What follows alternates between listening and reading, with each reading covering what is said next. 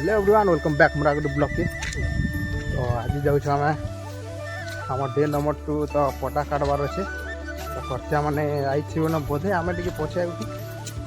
phone फान भी नहीं करवाला आम जानी नहीं पार्बा टे जस्ट हवारे पवन टे आला बोले आम खुली पकालु बोला आई छुईटा दरमा जो खर्चा मैंने काटुन कि बुझुन क्या कर चलो आगे जो आम महात्मा गांधी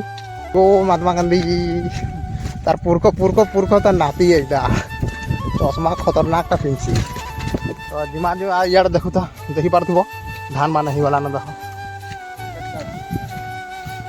एटा बुनला धान मान रुपला रन से देखी पार्थो पूरा हम छाते छाते ही वाला ना धान नुआखाई स्पेशल लगी धान ही वाला ना पूरा रेडी आ केते दिन पर ही जवा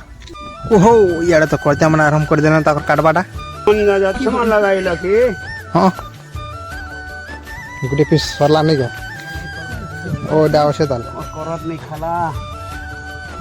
आइटा बाहरी आके फिश आइटा गुटे पड़ी छे